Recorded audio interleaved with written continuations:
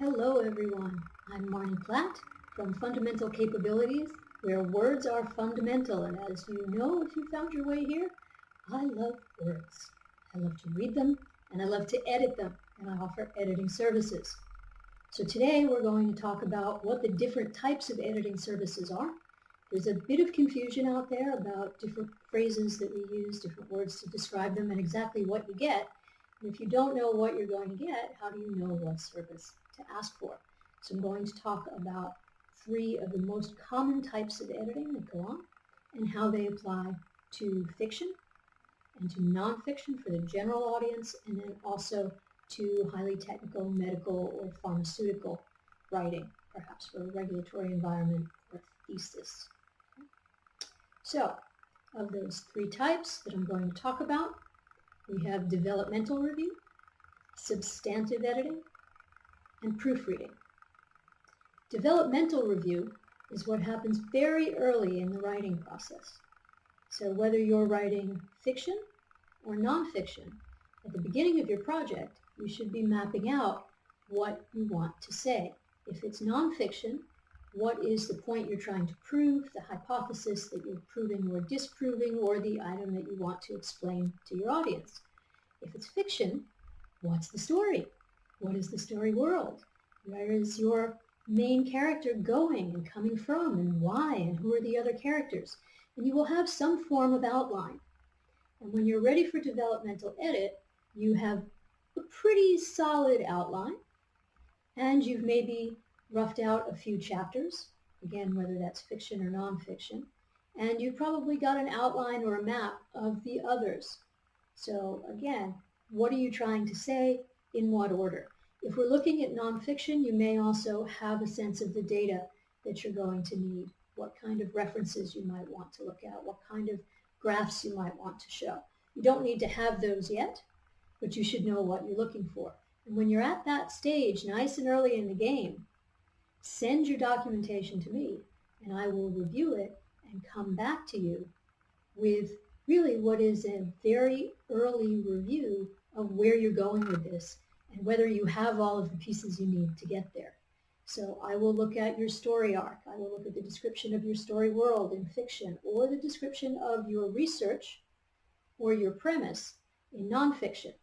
I'm going to look at the pieces that you already have written, those draft chapters in the outline, and point out if there's something that seems to be missing, maybe in the wrong order. In nonfiction, are your arguments logical? In fiction, do all of your characters seem to have a purpose? Do we know what they're there for? And do we really pick up quite quickly what is the purpose of the story? Which of the major types of stories are you trying to tell? So what you'll get back from me at that point is an outline or a Word document of some form that will explain to you where are the strengths, what are any gaps that I see, any suggestions.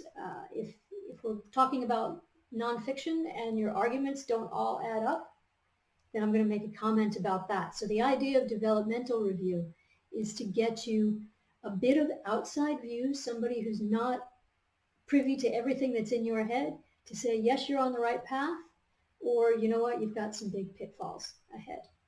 And I do this very often, not only for fiction, but also for PhD students writing a thesis, to say, yes, you look like you're going to have all the pieces you need, or hey, here's a big gap you need to think about, it's a flaw in the argument. Saves you a lot of aggravation downstream. Another type of editing that I'm requested to do quite a lot, and usually the one that people are most familiar with, is what's called substantive editing, what is also known as copy editing or line editing, or sometimes just editing. That's what people have in their mind. And the point for substantive editing is when you have a reasonably good draft. You're not quite at the final point yet, but you're pretty close. The end is in sight. And either your story is well laid out for fiction, or your arguments and your bits and pieces and your narrative are laid out for your nonfiction. Perhaps for a thesis, you are just waiting for a couple of little bits of documents and last analyses to come in. And you basically have the meat of your document written. This is a very in-depth review. So unlike the developmental edit, which is very early in the game. Here we're really looking at the meat, and you and I may be in contact several times during the course of the review. I'm going to look at, yes, of course, your grammar, your spelling, your punctuation, your tense, that your style is consistent. But I'm also, again, looking at the flow of the narrative, any gaps, anything that might be better in another order.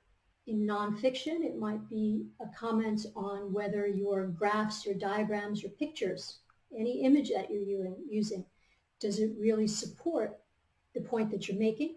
Is there a different image you might consider using, or a different way to describe the image?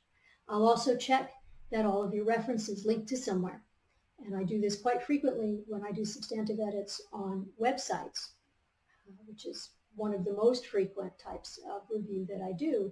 It's to check that the links really go somewhere and that you're not going to annoy people with a 404 error when they click on a link in your posting. So all of these pieces add up to a really meaty substantive edit, and you're going to get back from me most often a Word document that has got all kinds of track changes on it. So the important thing is that we're working as partners, and we're both trying to get to the same place, which is to let your words reach your audience in such a way that they are just captivated by them and they understand them and stick with everything you have to say. And that's the spirit in which I edit. I am your audience before you put it out in the world.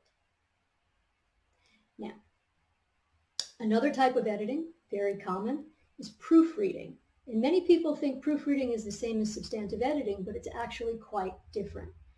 Proofreading, the word, comes from back in the day when the last step before a printer pushed the printing press to go was a hard copy of a document with blue lines around it. We call them blue lines, or blues. And that was the final proofing or proving that it was okay to press that print button. Well, now we tend to do it on PDF, but it's the same idea. This is the last step before you hit print or before you put this out live into the ether. So this is not the place for us to look at story flow and order and make substantive changes. This is only a check to make sure that the periods, the commas, all of the punctuation, the spelling are correct, that the title of any image actually matches what it's referenced in the text, and that all of your references are there and lined up, and again, all of your links work. So proofreading is less in depth, but requires in some ways much more attention to detail, because if you miss anything now, that's it. There's no fixing it. Your error is out there in the world, and if you use the wrong its or the wrong which, oops, everybody's going to see it. So very important step, proofreading. We've looked today at developmental review, substantive editing, and proofreading, and I hope this has helped you understand a little bit better what you might need, depending on the stage and the type of writing that you're doing. And I am happy to answer any questions and help you in any way I can. Come visit me at fundamentalcapabilities.com on the document services page, or email me via the address on the screen. Thanks so much. Happy writing.